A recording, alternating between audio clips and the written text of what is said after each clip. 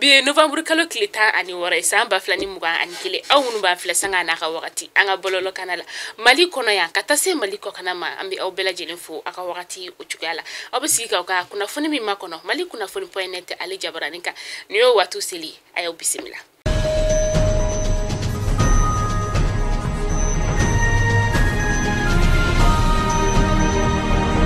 Kuna fondamne labi amita masinakaw ulu feno uka matan bonyongo ulu koni jasura November kalo kleta anenani temenina kuto uka malofuro o konna la sakera dugumina o de solila alebe kolongo sigida ofe mauka falasa ko mamunu kera sawiye kani manu jaso utarani matan munye klega fe mashigi uye o labla ni manuna ukelenga ni wale jugu nke wakati minasa ukontaranuka malo goshila ka klatuguni katanuka balodo ulu fanai kasoro katasuma ninka odo uka maloforola ayira la ka fo ko ni mamunu kon jasura u fesa we bo luntan dugu katase nyaro kura o duguma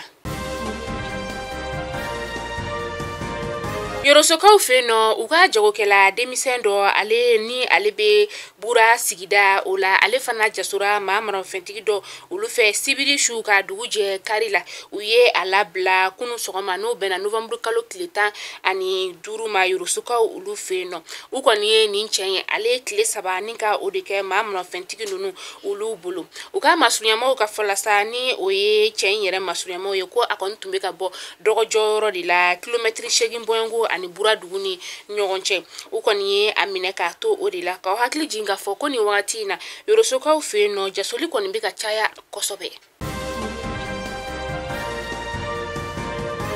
Kajolo coronavirus bolochi fura no esino vaki ale batani nani okon blala kata kajolo ka ulu feno ni kuna funia indira uka dokotoro nyema o fe dokokun labai o konnala aya yira ka fo coronavirus bolochi bara obito sena kletan konona olami ni adamne na juma temene November kalo kletan ani fla samba flani muga ani kele uka kenaya tigilama uka nyema so ya yira ka fo ko ni coronavirus bolochi fura abena to yoro muga ani konontona uka dugu lamini kene ya so kilingena belajele o konna la kajolo ka ulu feno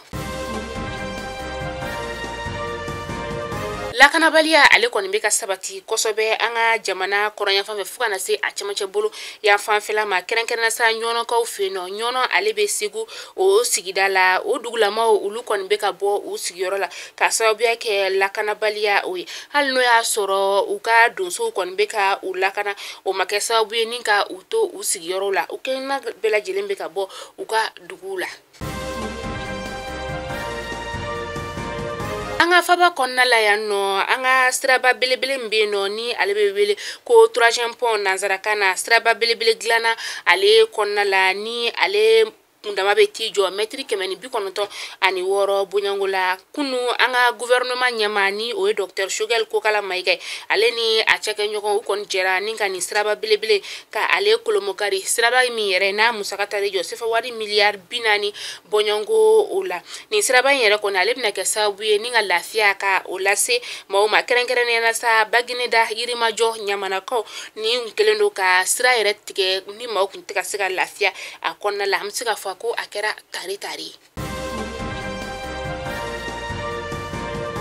anga jamana nyema koroni oye Alpha Umar Konare miyere ni ale kuntara furakella maruka uka jamana ukonnala kabini September kalo o temenina ka sababu yake afari o kunjole mbate aka kunu anga ni jamana nyema koroni no Alpha Umar Konare asigina kana anga faba o konnala no alno asoro o watila ukunya asoro ngunu kan kun chalembe anga bololo kana ula ka fo ku andaba makunga wele o sirama o ba yira ka fo ko o kuma fole nte chinye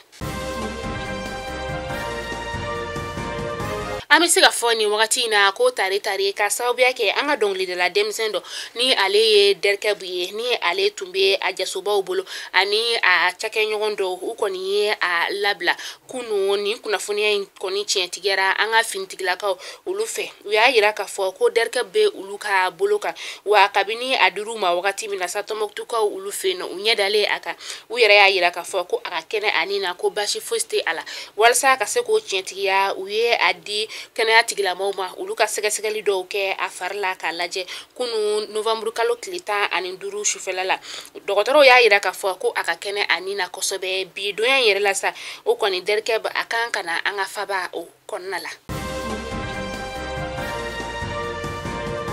An bɛ taa kɔkan kibaru la an bɛ taa laginɛkaw olu ka jamana o kɔnɔna la u ka jamana ɲɛmaa n'o ye cɛmancɛ fanga latɛmɛba ye n'o ye Mamadi Dunbiya ye ale ye nin wagati na ale bɛ u ka jamana ɲɛmaaya o la a ye kunnafonidilaw ni ka olu bisimila nin y'a siɲɛ fɔlɔ ye RFI ale ni France 24 kabini a ye fanga sugusugu kɛ septembre kalo tile 5 o tɛmɛnen na a ka kuma kɔnɔna la sa a ka kuma bolila fɛn damadama kan n'o dɔ de ye CEDEAO maaw u ye ɲangili min ta ka u ka jamana o sɛgɛrɛ ani a ye gouvernement kura min ni ka o sigi gouvernement min yɛrɛ ni a ma ministre kɔrɔ foyi k'a kɔnɔ a bɛɛ kɛra maa kuraw ye ka tila tuguni k'a yira k'a fɔ ko a ye dansigi maa min ka fanga la n'o ye Alpha Condé k'a bɛna Alpha Condé di kiiri tigilamaw olu ma.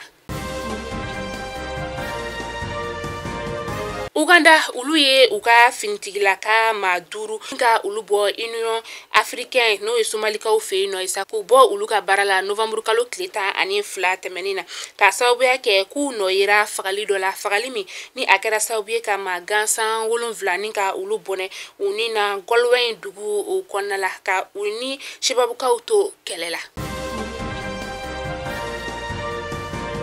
Ka kunnafoni datuguni Burkina Faso kaw ka jamana o kɔnɔna Burkina Faso ulu ka jamana marabagaw y'u ka jamana bila tile 3 dusuma kasala min n'a bɛ daminɛ bi novembre kalo tile 16 ka sababuya kɛ bingani wale min ni a taara ka u ka finitigilakaw sɛgɛrɛ kari tɛmɛnen Inata ni o bɛ Summa dugu o la kunnafoni laban yɛrɛ la sa a yirala k'a fɔ ko dɔ farala maa sata kan kunu tɛnɛn sufɛla o la u ka wolomasiri taba maa 28 o de tayana maa gansan 4 o fana tayana o hukumu de kɔnɔna la sa Burkinakaw olu kɔni bɔra bi ni ka u ka nisɔngoya yira wa u ka laɲini yɛrɛ kɛra fɛn min sa o de ye ka se ka u ka jamana ɲɛma min ni a bɛ u ka jamana kunna ni wagati na ko ale kɔni ka wala ni ka o sɛmɛ.